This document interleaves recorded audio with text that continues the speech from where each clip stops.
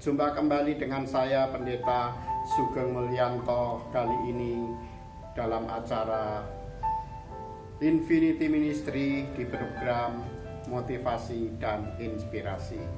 Kesempatan ini dalam bulan Januari masih mengambil tema pengangkatan. Apa yang terjadi dengan gereja? Kita lihat di dalam Matius pasal yang ke-24 ayat 40 sampai 42 mengatakan demikian.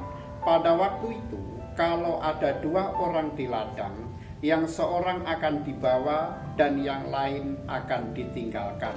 Kalau ada dua orang perempuan yang sedang memutar batu kilangan, yang seorang akan dibawa dan yang lain akan ditinggalkan. Karena itu berjaga-jagalah, sebab kamu tidak tahu pada hari mana Tuhanmu datang. Saudaraku yang dikasihi Tuhan, di dalam menyambut kedatangan Tuhan kali yang kedua kepada gereja Tuhan, umat Allah dituntut untuk hidup di dalam kesempurnaan. Mengapa? Karena hanya dengan kesempurnaan itulah gereja Tuhan bisa bertemu dengan Tuhan. Gereja Tuhan bisa mengalami pengangkatan. Untuk itu bagaimana caranya supaya kita tidak terlengah atau tidak terlena, bahkan tidak tertinggal? Tidak lain dan tidak bukan, kita harus bisa melihat tanda-tanda zaman, hal-hal yang akan terjadi di masa-masa ini, saudaraku yang dikasihi Tuhan. Apa saja itu? Firman Tuhan juga memberikan contoh. Di dalam ayat yang sebelumnya mengatakan, sebab sebagaimana halnya pada zaman Nuh, demikian pula halnya kelak pada kedatangan Anak Manusia. Sebab sebagaimana mereka pada zaman sebelum air bah itu makan dan minum, kawin dan mengawinkan sampai kepada hari Nuh masuk dalam bahtera. Dan mereka tidak tahu akan sesuatu sebelum air bah itu datang dan melenyapkan mereka semua.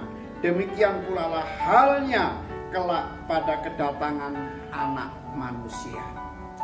Apa yang dituntut dalam diri kita dengan melihat dan memperhatikan tanda-tanda zaman yang diberikan contoh, yaitu pada peristiwa Nuh. Pada masa itu semua manusia terlena dengan gaya hidup, dengan kebiasaan pesta pora, kawin mengawinkan, mabuk-mabuk. Hal itu membawa dirinya jauh dari Allah dan mengabaikan setiap nasihat-nasihat yang baik, mengabaikan asas-asas kebenaran yang sudah diterima.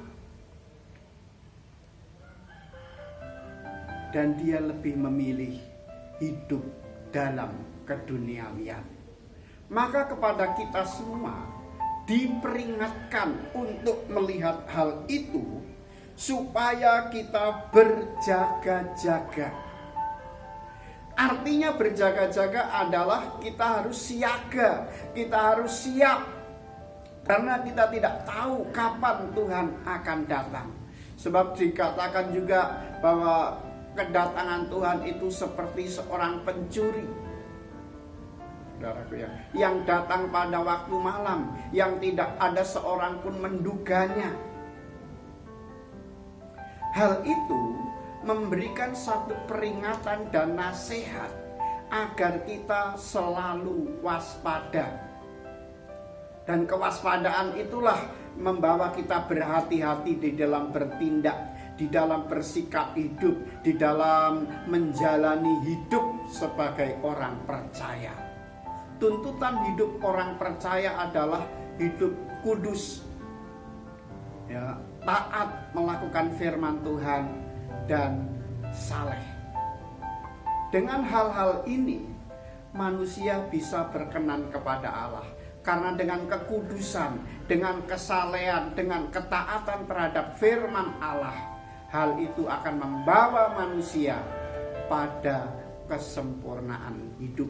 Sebagaimana tuntutan firman Tuhan, untuk bisa menjadi sama seperti Kristus, kita harus hidup juga sama seperti Yesus, yang taat, yang saleh, yang melakukan kehendak Bapa.